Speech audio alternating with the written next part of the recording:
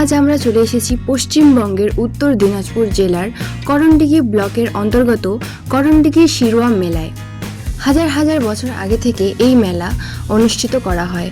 অনেক দূর দূর থেকে মানুষ আসে নববর্ষ উপলক্ষে। প্রতি বছরের মতো এই বছরও চারিপাশে অনেকগুলি ছোট ছোট দোকান বসেছে, বড় দোকানও রয়েছে, খাবার দোকান রয়েছে। চারিপাশে অনেক মানুষ এবং সবার মনে আনন্দ এবং উৎসাহ ফুটে উঠছে। আমি তো আমার ছোটবেলা থেকেই এই মেলায় প্রতি বছর এসে থেকেছি। তোমরা যেখান থেকেই হোক আমার ভিডিওটা দেখো না কেন, একবার অন্তত পক্ষে করণডিঘি মেলায় আসবে, আমার পক্ষ থেকে নিমন্ত্রণ রইল। এই মেলায় সাধারণত আশেপাশের এলাকার মানুষজন এসে থাকে, যেমন টুঙ্গিডিঘি, ডালকোলা, রায়গঞ্জ এবং আমাদের পাশেই যেহেতু বিহার বর্ডার রয়েছে, এখানে বিহারের লোকজনও এই মেলায় অংশগ্রহণ করে। তো আমি তোমাদেরকে জিজ্ঞেস করতে চাইছি যে তোমরা কোথায় থেকে আমার ভিডিওটি দেখছো। তোমরা যেখান থেকেই আমার ভিডিওটা দেখো না কেন, কমেন্টে অবশ্যই জানাবে। শিরোয়া মেলা, এই করণডিঘির পুকুরটা আগে অতটাও সুন্দর ছিল না, এটাকে অনেকটা মডিফাই করা হয়েছে। বর্তমানের করণডিঘির পুকুরটা দেখলে অবাক লেগে যায়, অনেকটাই সুন্দর এবং অনেকটা সৌন্দর্যময়, দেখলে অসাধারণ লাগে। করণডিঘির পুকুর তো সুন্দর, কিন্তু সারা বছর তো এটা খালিই থাকে। আজকের দিনে এতজন মানুষ এখানে স্নান করে, সেখান থেকে নিজের পাপকে পুণ্যে পরিবর্তন করে। এটা সৌন্দর্য আমি যে আমার মোবাইলে নিয়ে আসতে পেরেছি, এটা আমার জন্য অনেক বড় একটা পাওয়া। আসলে এই পুকুরটার অনেক বড় একটা ইতিহাস রয়েছে। এই করণডিঘিতে আগে একজন রাজা থাকতেন, তার নাম ছিল করণ, এবং সেই করণ রাজার নাম অনুসারে এই জায়গার নাম হয় করণডিঘি। এই নামের যদি আমি বিশ্লেষণ করি তাহলে দিঘি, দিঘি কথার অর্থ হলো পুকুর, এবং করণ রাজা, তো সেই অর্থে এই পুকুরটার এবং রাজার দুজনেরই সম্মেলনে এই জায়গাটার নাম হয় করণডিঘি।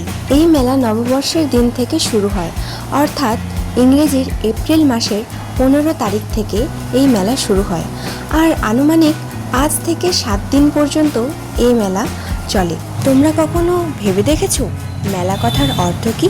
মেলা কথার অর্থ হলো সমাবেশ বা মিলন, যেখানে অনেক দিন পর সবারই আত্মীয় স্বজন এবং দূর দূরান্ত থেকে মানুষের সাথে মিলন হয়। এই পবিত্র জলে স্নান করলে আশা করি আমার প্রার্থনাটা পূরণ হবে।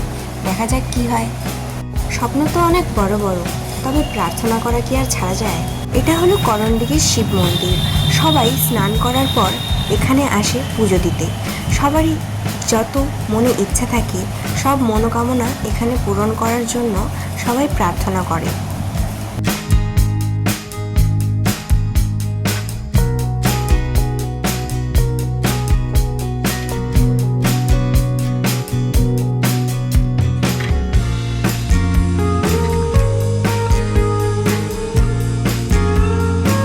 মেলার সবচেয়ে ইন্টারেস্টিং পার্ট আমার যেটা মনে হয় সেটা হলো কপালে তিলক লাগানো।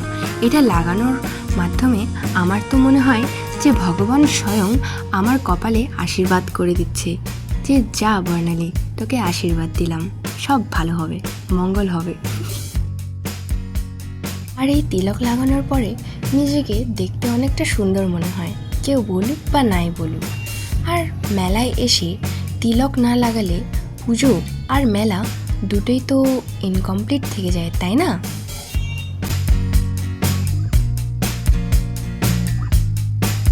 ভিডিওটা যদি ভালো লেগে থাকে তাহলে লাইক করে দেবে, আর কমেন্টে অবশ্যই জানাবে যে তোমরা কোথায় থেকে আমার ভিডিওটা দেখছো। তোমাদের যদি ভ্লগ দেখতে ভালো লাগে তাহলে চ্যানেলটিকে সাবস্ক্রাইব করে নাও।